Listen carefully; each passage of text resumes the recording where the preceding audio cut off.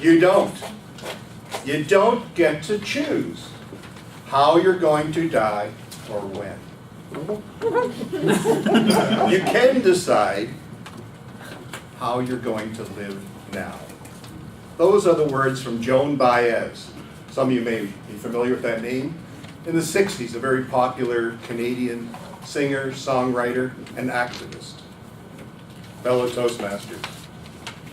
Many, many years ago, I worked for a very small, dynamic company. It's like 6 of us in the company. The guy who ran the company's name was Bill. He owned it, and Bill was multi-talented. This guy was a networking specialist. How good was he? When Bill Gates came to Toronto, the 2 times when I worked there, he went to dinner with Bill. He was really well connected. He was very wealthy. He had a gorgeous wife, twin girls that were 4 years old. He had the world. The only problem was he was a 7/24 workaholic. One day we came into work, he called the staff together and announced that he had secured a contract to do a major installation in Kuala, Lumpur. It was for a major retail chain in their head office. So anyway, on the following Saturday, Bill kissed the wife goodbye, hugged the kids, and left snowy Toronto for Kuala Lumpur. 13,000 miles that away and 12 time zones. And Bill, being the workaholic, finished the project in 10 days. He had 4 days in which to relax. He hadn't had a vacation since his honeymoon 6 years prior to this. It was late Friday night when he finished, hopped into a cab, and headed back to his hotel. The autonomic nervous system is the oldest part of the brain. It is our defensive mechanism. When presented with imminent danger, in a heartbeat, it secretes over 1,000 different chemicals to heighten and alert our senses. They are on full alert. If you've ever experienced it, it's like time almost freezes. It goes into super slow motion. That's what Bill felt and experienced when he saw a pair of headlights racing towards his vehicle. A car in distress. You see, on one hand, you had gravity, represented by the coefficient of friction between the tires and the wet asphalt. Gravity was being challenged by centrifugal force, represented by the weight of the vehicle, the speed of the vehicle, and the circumference of the curve in the road. This evening, gravity was defeated.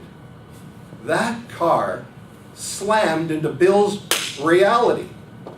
As the car impacted, Bill was thrown forward from the back seat to the back of the front seat.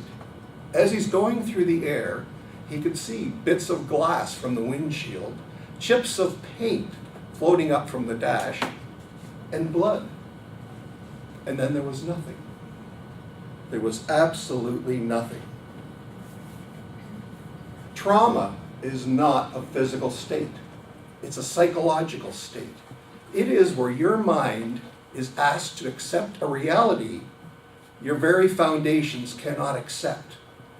Bill, when he came to, was lying in something wet. It was rain mixed with blood, and he was in pain. He didn't know if he was going to survive. He could feel the fear start at the top of his head and work its way all the way down to his toes. He was afraid he was going to die. Never in his life have you ever thought of the notion of dying. But there he was, and suddenly he thought, what about his wife? There was suddenly so much more that he wanted to say to her. He regretted there were things that he should have said to her before he ever left. And then he thought of the kids. The kids. He would not experience their first day at school. He wouldn't be there for their graduation. He would never know of their wedding or possibly ever hold the grandkids. Suddenly, in Bill's world, Things that mattered moments ago, the corporation, the expansion plans, the quest for money, suddenly had no value. They didn't mean anything to him. And things that he had taken for granted just a few minutes before, things that were like a pain and interfered with his work and took time away from his work, suddenly had great significance. If only he could survive that night in Kuala Lumpur, he would try and make things right.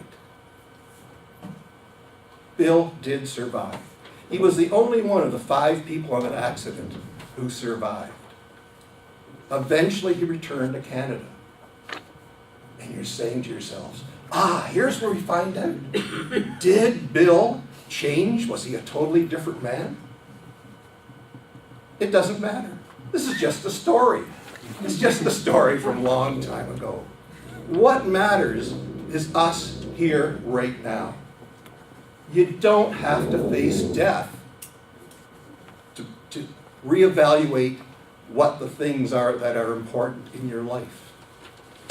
Life is infinitely wonderful, but it's also fragile. It can be gone in a heartbeat. I encourage every one of you, look into yourselves. Are you getting what you really want out of life? You've got to live each day, as they say, as if it were your last day. For someday it will be. You don't get to choose how and when you're going to die. You can decide how you're going to live now.